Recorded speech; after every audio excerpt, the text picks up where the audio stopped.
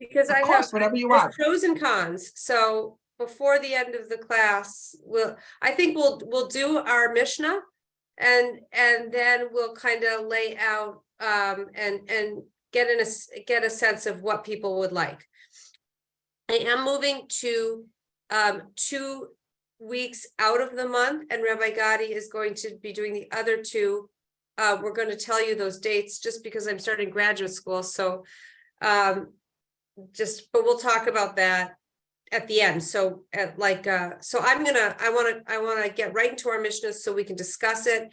And then I have to leave on the hour. So I want to make sure we leave 6-7 minutes. So we are continuing in our Koran Pirkei Avot. It's on page 91. For those of you who have the book, this is Ben Azai, who lived in the days of Yavna. This is the 3rd century before the Common Era. And excuse me, that's not right. He lived in the days of Yavna after the destruction of the first temple. Wait, I think I have his timing wrong. Yeah, that's right. Now, this is a lesser known Mishnah, but I think it's very powerful. And like so many of the Mishnahs of Avos, it's deceptively simple, and you really have to go deeper to understand what this deceptively simple Mishnah has to say. So, V'hu haya omer, Ben Azai used to say, Al tehi bo l'kol adam, v'al tehi maflig l'kol davar. Despise no one and disdain nothing. She'ein l'cha adam she'ein lo sha'ah. For there is no one who does not have his hour. Ve'ein l'cha davar she'ein lo makom. And there is nothing that does not have its place. I'll read it again in English.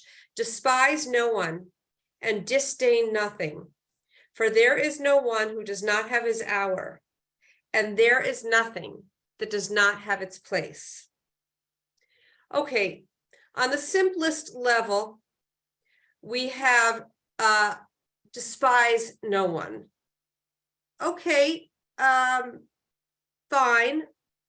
I think by now we all understand that the human being is created in the image of God, meaning to say that every human being has at his or her basis a fundamental and absolute value. And that's clear, and that's all over the place. We talk about, I think probably more than any other modern commentator.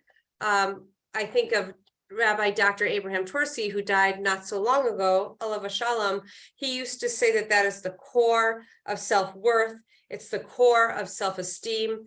Rabbi Dr. Torsi used to always discuss, he had a I don't know, metaphor or sort of like a symbolic story, really from his own life. He talked about how he came to Israel. For a long time, he lived in Pittsburgh, and then later on in Teaneck, New Jersey. But he came to Israel to work with rehabilitating drug addicts. And he told the story of meeting this one guy named Avi. And Avi was in a terrible situation, and the drugs and the crime and the theft and the degradation, and just in such an incredibly low place. And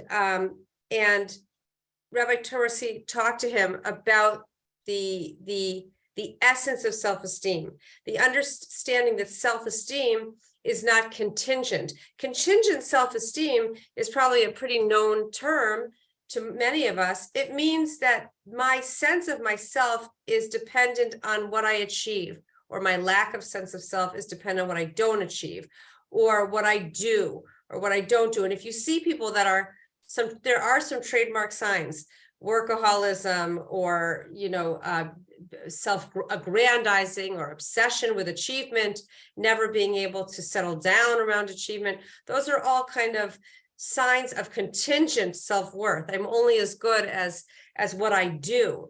But Rabbi Twersky said to this Avi, your self-esteem exists separate from and totally transcendent, separate from what you do or who you are. And he brought the concept of a diamond. He said, some of you may have heard this even from Rabbi Twersky himself, that when you think of a diamond in the rough is dark, and Sue, you're going to know this, right, from years of experience. It's muddy and it's dark and it looks like a rock and it looks like schmutz and it looks like nothing. And only when you peel away all the schmutz do you get to the beautiful diamond underneath. And Rabbi Twersky says to this Israeli guy who had gone through so much drugs and crime, you are an unprocessed diamond in the rough. Your core self is absolutely worthy, but you're kind of buried under layers of deeds that are not reflective of who you really are. Anyway, Avi found that very hard to accept because his family had left him, his marriage had fallen apart, his life had fallen apart. And so he was very unwilling to receive Rabbi Twersky's kind of absolute commitment to the nature of self-esteem. This Avi was unwilling to receive it. Anyway, one day, Rabbi Twersky calls Avi at the rehabilitation center, and he asks if Avi can pick up all of this furniture that was left by an older Holocaust survivor who was giving away all her furniture as she was moving into an elder home. So Avi goes and he gets all the furniture and he calls Rabbi Twersky upon seeing the furniture, and he says, this furniture is very old and very decrepit. I don't think we want it. And Rabbi Twersky said, I'm not accepting a donation, especially from a Holocaust survivor. Bring it, and we'll figure out what to do with the furniture. Anyway, Avi brings the furniture, and as he's carrying the furniture, an envelope falls out of the bottom of the couch, and he opens it, and it's 5,000 shekel, which at that time was about $1,500. And Avi could have taken it, and he could have put it in his. He could. We don't know who. He could have done anything with it, but he immediately brought it to the office at the center, and he said, "This is not mine." And Rabbi Twersky, this is a true story. Rabbi Twersky looks at Avi and says, "You don't think you're a diamond in the rough? You don't think that you're a shining, brilliant diamond underneath all of it?" And at that moment, Avi understood the nature of the human being, that at their essence, they are indeed a diamond, sometimes in the rough. And Rabbi Twersky talks about how underneath the name of the clinic, the name of the rehab center, on the door, Avi put another sign that said Diamond Processing Center.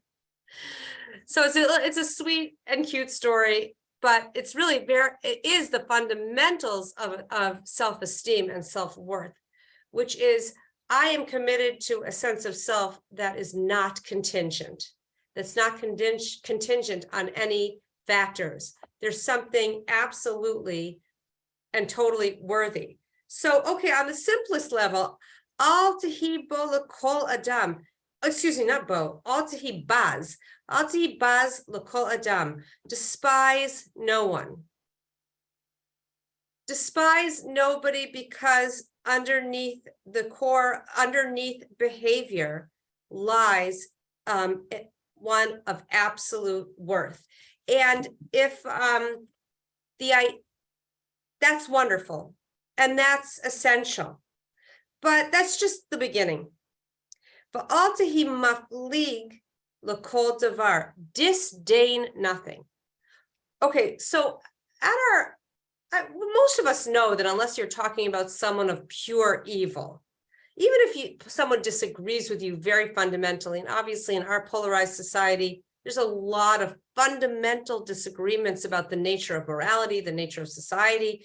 There's a lot of polarization today, but at our core, we understand, I can't hate you. I can dislike your beliefs, but to hate you? No. But what does it mean? Al tehi maflig lekol davar. That means disdain nothing. Everything that exists in the world, you've got to see it for what it is. You can't disdain anything in the world. That's a lot more cryptic than don't despise anybody.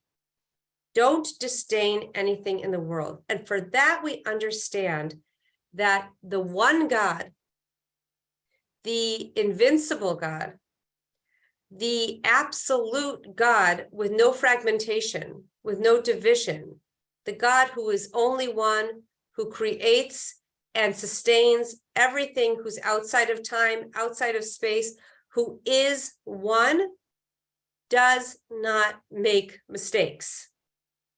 Now we've heard it a million times. God doesn't make junk. That's a famous saying, but it's deeper than God doesn't make junk. If something exists, and I'll even go farther to say, if an experience that I have happened, if something is happening, I can experience it as very difficult, sometimes starkly and acutely painful. But I can't, there's got to be a part of me that doesn't disdain it. Because if something is happening, it's happening to move my own individual life and our collective world forward, toward a redemptive state. There's a purpose for everything that exists under the sun. So everything that's said, and by the way, devar means thing, but devar also means word. Despise no one and disdain not a word. Disdain not a thing. A lot of people have said words to us or our children or the people that we love that are very hurtful. And we have tremendous disdain for what happened.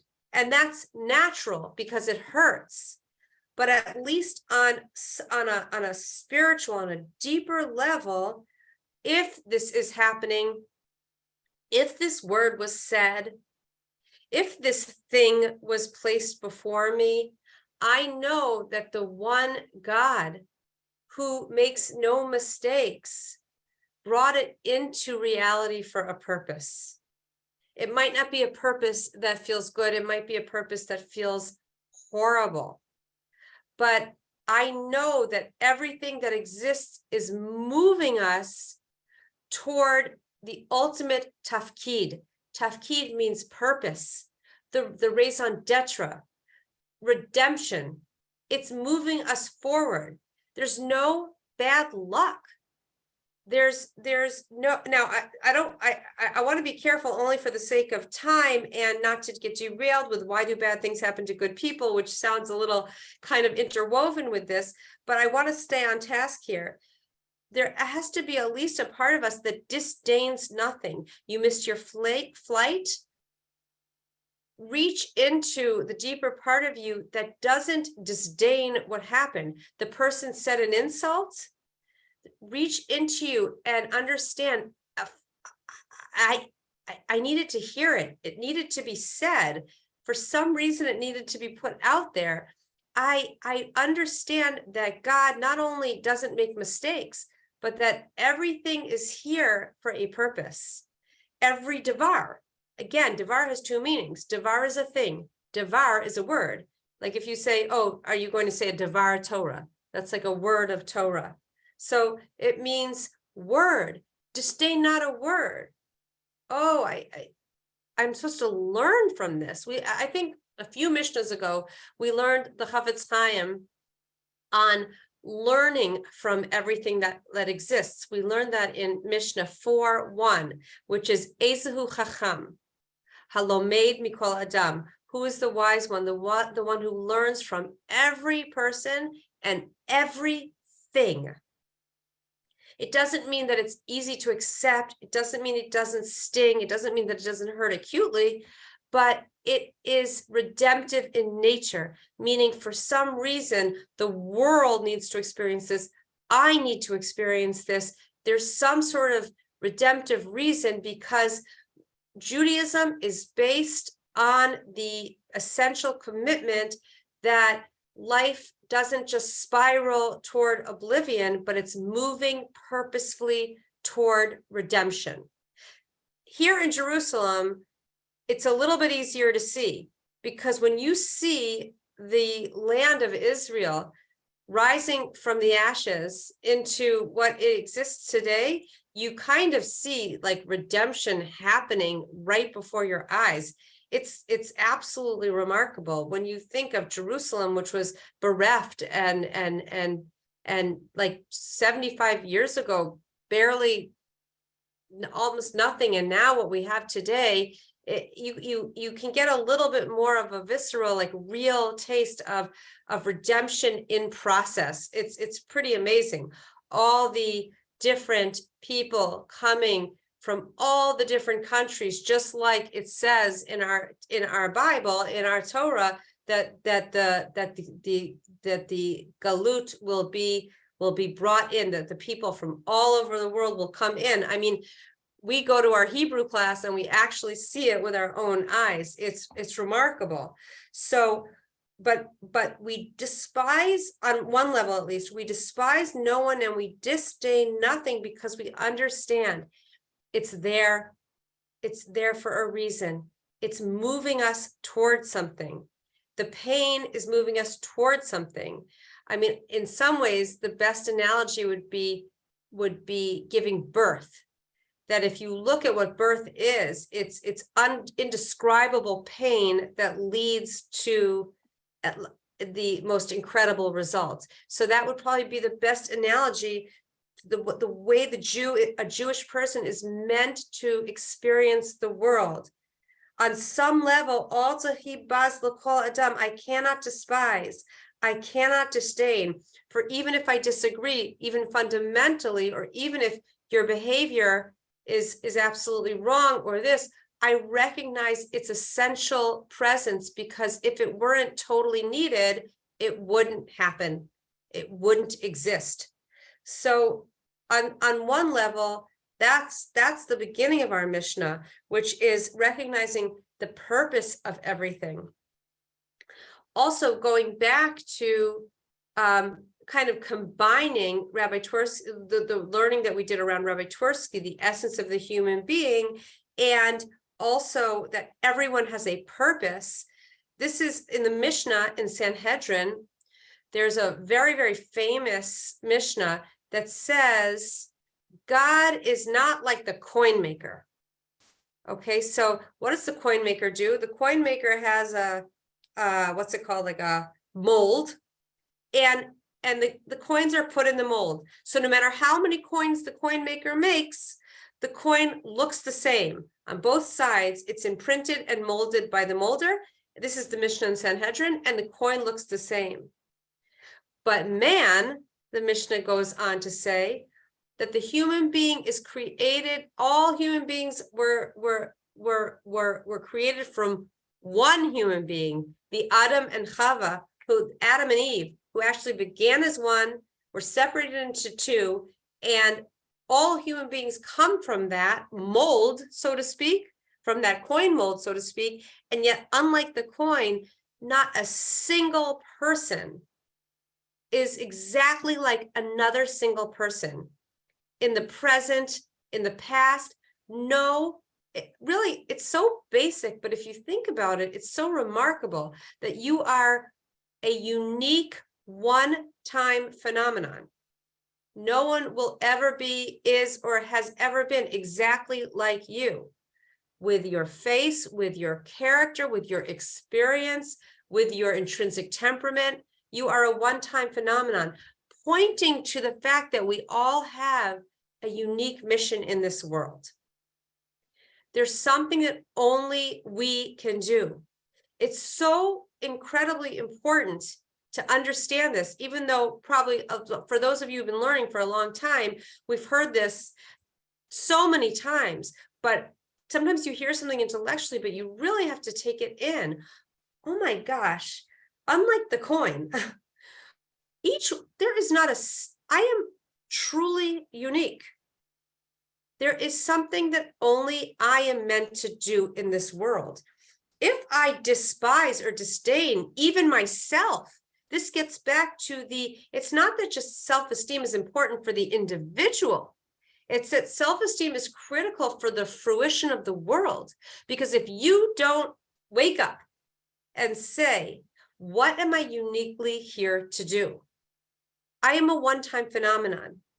I truly need to go deep within myself, to look deeper than my socialized self. By socialized self, I mean who I am because of what society wants me to be, or what the school system encouraged me to be, or what I think I had to grow up being in order to get acceptance, safety, attention, even deeper than who I was conditioned to become from society, from parents, from culture, from educational system.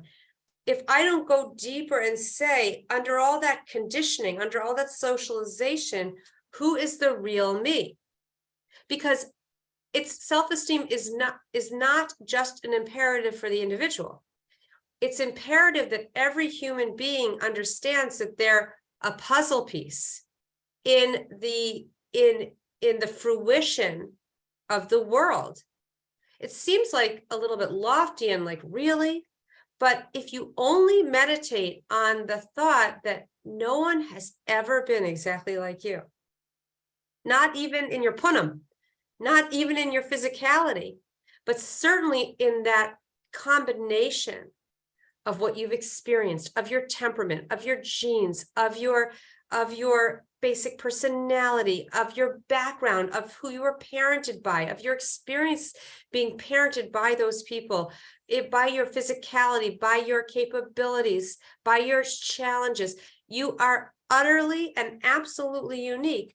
If you don't have self-esteem, which is the essential belief that I am valuable and I need to bring something to the world, then you're harming the world because you're a missing puzzle piece. If you don't actively embrace and say, this is my essential, one word that's used as yi'ud, which means like unique purpose in this world. So the Mishnah in Sanhedrin says, unlike the coin maker who makes coins, many coins, but they're exactly the same in the front and they're exactly the same in the back. Unlike that, God makes the human being from the mold of Adam, from the mold of Adam. And every single person is unique. Don't despise yourself. Don't disdain yourself, because your self-esteem is essential for you and for the world, because the world is made up of individuals who, as the Mishnah goes on, all have their hour. And if the world is made up of things that all have their place, meaning the world has an ultimate purpose and everybody and everything plays a role. But in order for that role to be fulfilled, you have work to do. And your work is really at the basis of this Mishnah, which is it's imperative that you value and respect yourself, because the fulfillment of the world is dependent on each individual fulfilling their tafkid. So I think probably the Jewish figure who understood this most of all was King David, who saw God's imprint in everything, who saw God's hand in everything from the smallest aspect of the human body to the most grand aspects of the cosmos. He saw God's hand. There's a beautiful story that he said, God, I know that everything has its hour, and everyone has their hour, and everything has its place. Obviously, the Mishnah came a long time after King David, but he essentially said, God, I know there's a purpose to everything. I can't figure out what the purpose of the spider is.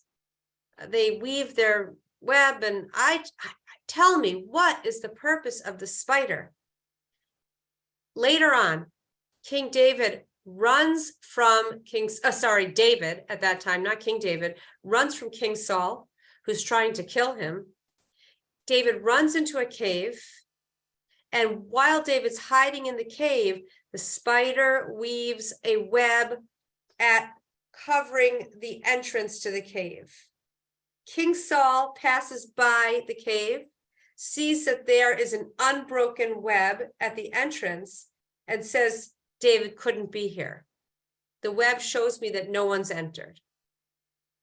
So David comes to understand this and subsequently sings the praises to the God who he now recognizes makes purpose in ways that we can't understand, that everything is designed to carry our lives forward. And King David at that moment realizes, oh, the spider wove its web to protect me.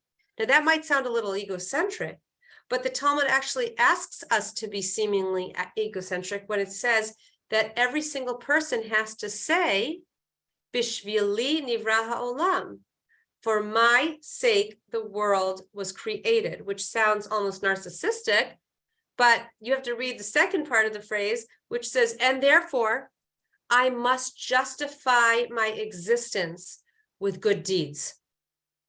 God, I am a one-time phenomenon. Nobody is like me in this world.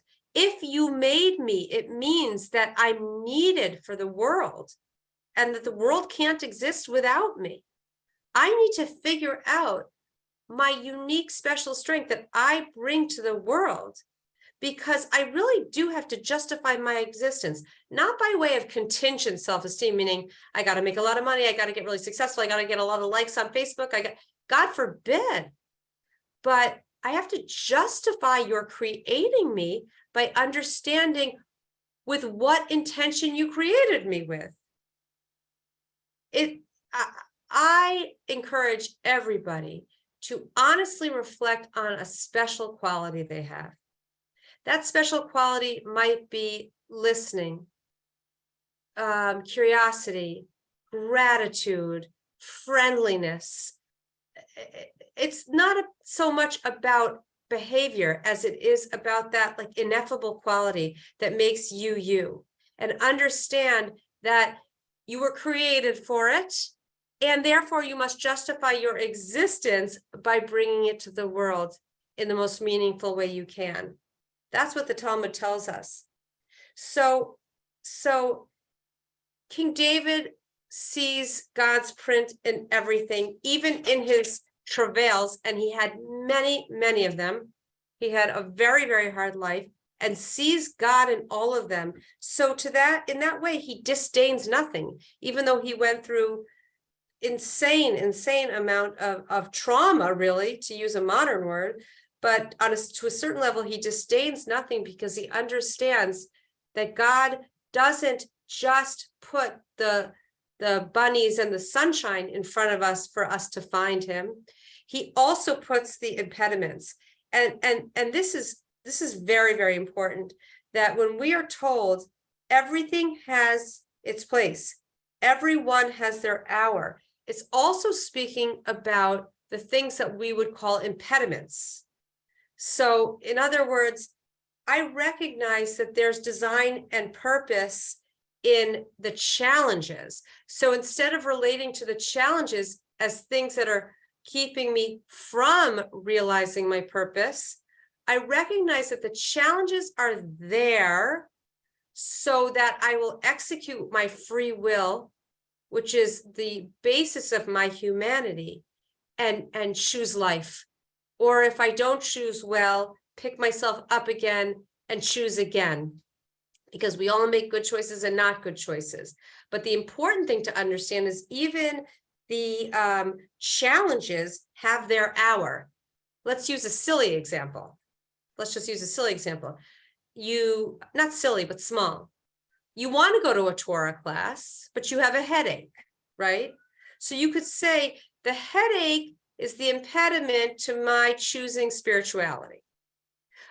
Now, this Mishnah tells us, but who gave you the headache? So there, when it says don't disdain everything, everything has its hour, everyone has their hour. Everything has its place. Everything is needed, and everyone is needed for the world to fulfill its purpose. Even the things that seem like they exist to block us from our purpose. Imagine a person who gave, this has happened many times, massive amounts of tzedakah, and then they lose all their money, right? They lost all their money in the market, or they lost all their money, whatever it is. So, but my purpose was to give tzedakah, and now I've lost all my money. Or my purpose was to help do this or that, or something tremendously meaningful, and now I'm sick. And so I'm held back from my purpose. Oh, wait a second. Everything has its place. I meant to learn from this. This is part of my tafkid, part of my purpose.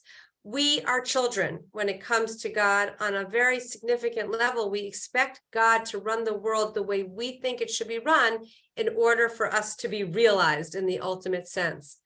And there is a childlike arrogance about that, or a naivete, because God runs the world in ways that we cannot understand and in ways that we cannot fathom.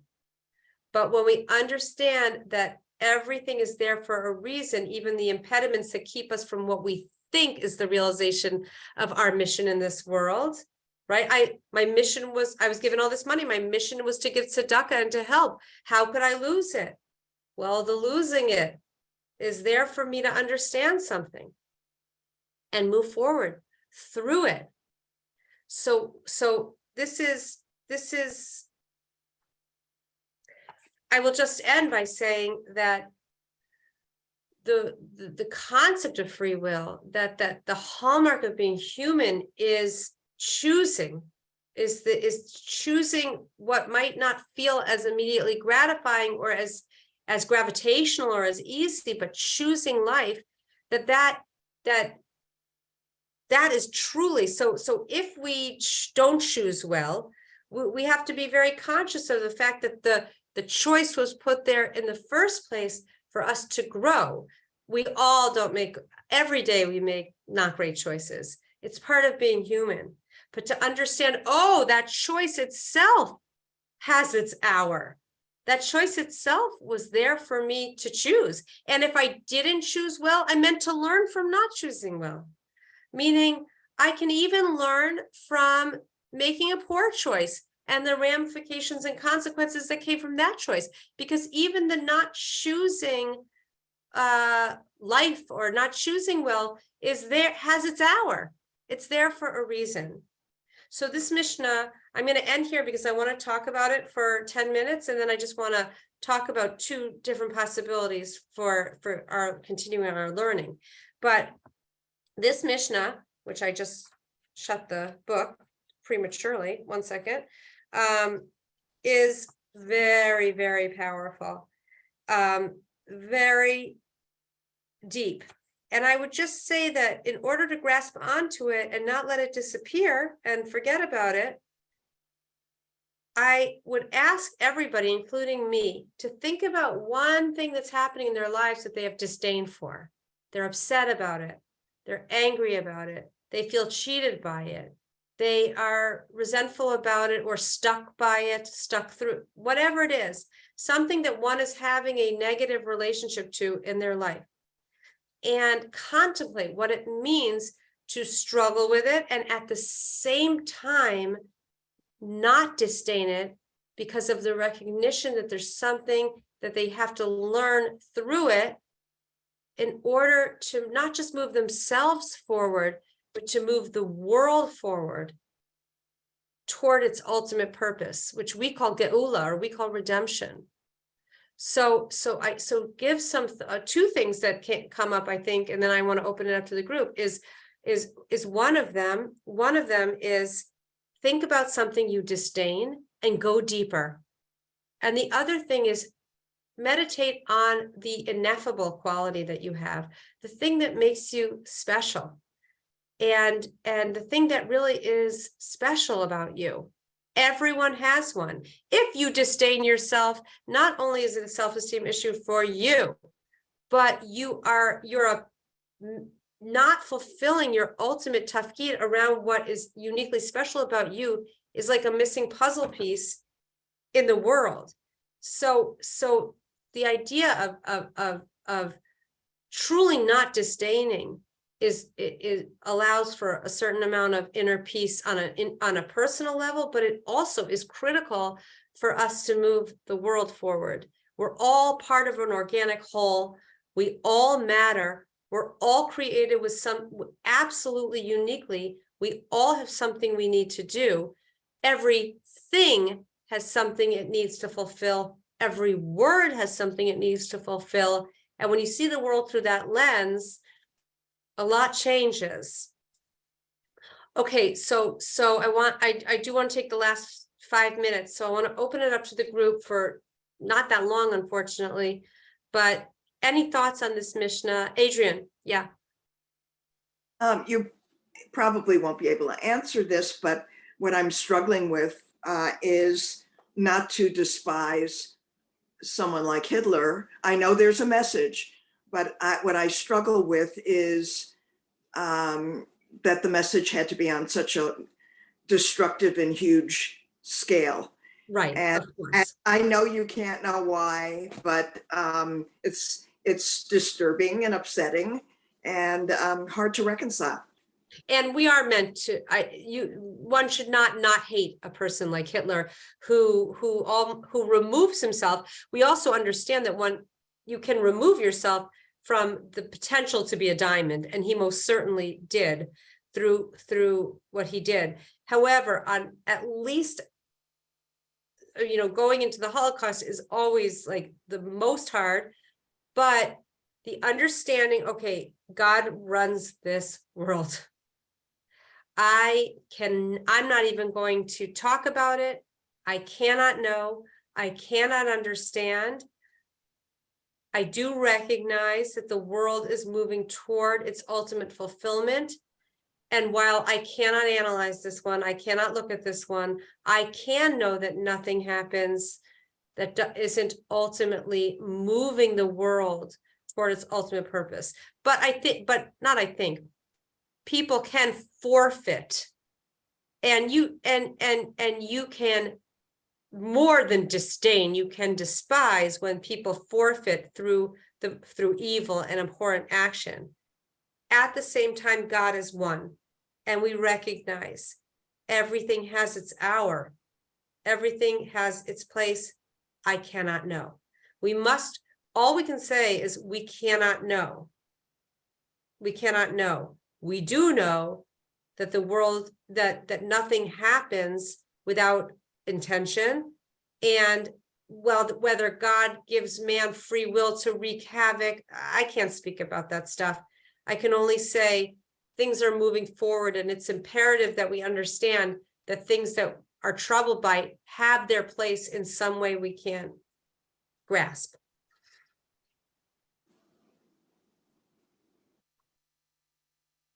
Hi, I'm a little confused about the plain meaning. It says, so despising and disdaining does not have a place, ever, which goes to the other question. Do you know what I mean? Despising and disdaining itself, does that have a place?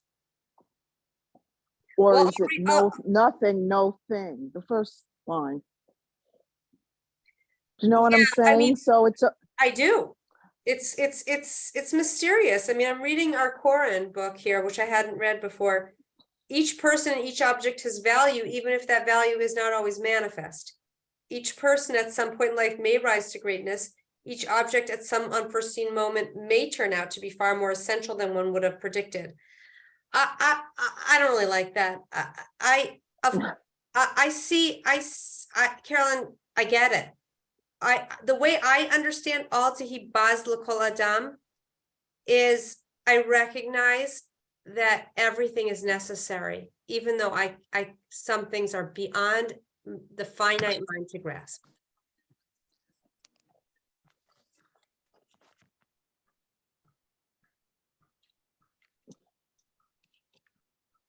I know it's funny because it's in the simple language, it's saying Right. don't hate anybody, but some people don't merit that. So I can't, I don't know. I like to connect it to the next lines, meaning the second and third line is how I can contextualize it, which is the concept of everything being essentially purposeful.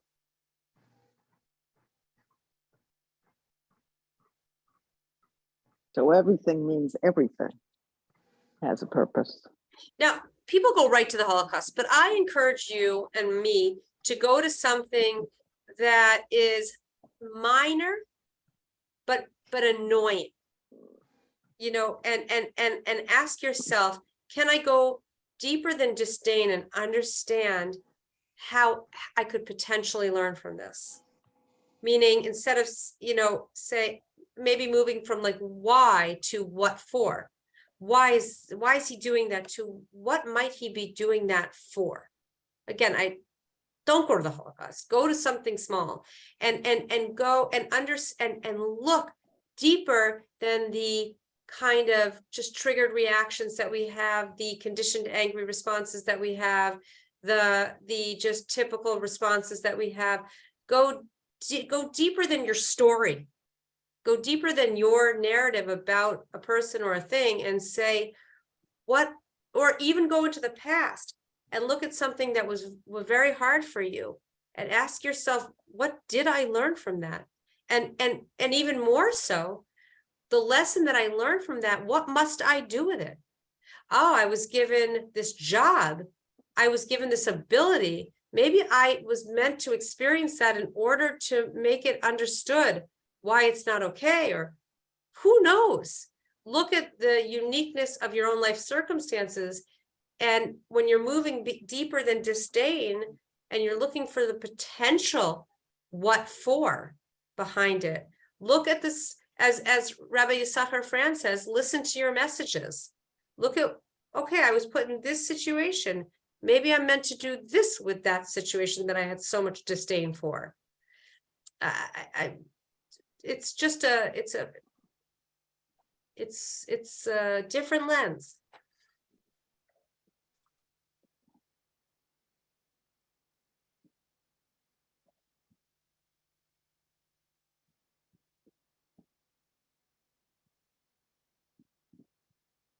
Okay, everybody, I actually have a client in 6 minutes. So I wanted to, instead of just steamrolling with a new idea, I actually backtrack and would like to hear from like the real committed people in the group. We could continue. I'm moving to every other week or 2 weeks on, and then Rabbi Gadi will do the other 2 weeks. I'm not totally sure yet, but it's going to be bi-monthly, twice a month.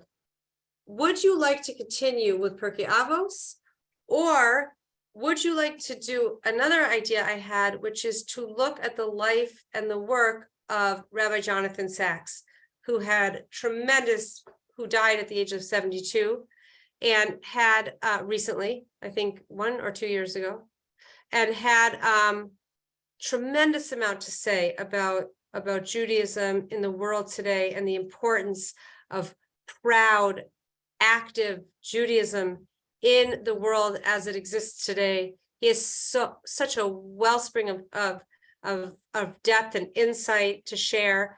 But you could even write to Julie. I mean, you don't even have to answer now. You could think about, I'm happy to keep going with Pirkei Avos, or I'm happy to take every time we meet a few days before, send an article that we'll read, or send a small piece that he wrote, and go over the essential messages, because I think his messages are incredibly relevant as Jews living in our very difficult and confusing times that we live in right now. So there's either one. So I would say you don't have to answer now unless you want to, but you could just write to Julie, and Julie could, tally it a little bit. I can send out an email and then you guys can just. Yeah. We could do that. That would be a little more. respond. Anyone have any No. comments on it though? Like, Julia, Yeah, or answer now, comment now. okay, I must say this is very interesting because the Pirkei Avot we've been studying is really Rabbi Sachs. I mean, that's his translation. Yeah, So I would like to see Rabbi Sachs. you'd like to see Rabbi Sachs. Yeah, but he really did this. I mean, that's his Yeah. translation. Yeah, So it would, I think it would be a real nice, I've been studying Rabbi Sachs for a million years, and I actually had the pleasure of studying not just him and me, but me and 1,000 other people. And I still listen to him almost every single it's Friday. very relevant. Wait, I'm only cutting, Very. I'm so sorry to cut it off. Stephen and Adrian, I want you to take your comments and then I have to go. I don't want to, I shouldn't be late. Yes, Stephen. Okay. Well, I wanted to say that I do enjoy studying Pirkei Avot. I think I probably would like to continue, but I'd also like to say that for me, the best time that I've spent with you was when we were studying Towards a Meaningful Life. I think part of it had to do with the content, but I think even more than that, had to do with the fact that we actually had something to read and think about and study before we actually got together and had an Yeah. opportunity to learn and discuss. So I like that format better. Yeah, I hear that. Very much hear that. Adrian, yeah. When are you starting the every 2 weeks or every Well, other week or? Julie, I haven't heard from Rabbi Gotti. Do you know what the word is? Allie is not available next week. Rabbi Gotti will be teaching next week. He is not teaching Rabbi Sachs or whatever. He is teaching a Musar from the original, from the two rabbis that kind of started Musar. So he's kind of going back to the source on Musar. Both classes we were going to call relevance because they're both relevant in two different ways. We're not sure of the exact schedule, but it'll be Rabbi Gotti on the 23rd, and it'll be Allie on the 30th, and then I don't know, it's up to Allie and Rabbi Gotti, and I think we won't know until Allie gets into class. Does she want to do 2 weeks in a row, and then Rabbi Gotti will be 2 weeks in a row, or every other? Just for, It is at to least for determine. now, I think we wanted to do 2 and 2, so I was gonna do the 30th and the 6th of February, or whatever, the 30th and the, is that what it is? 30th and the 6th? And we will let you guys know, like, Yeah. ahead of time. I hope that you'll all, I mean, I know you're loyal Allie learners, but I hope that you'll give Rabbi Gotti a chance too and see,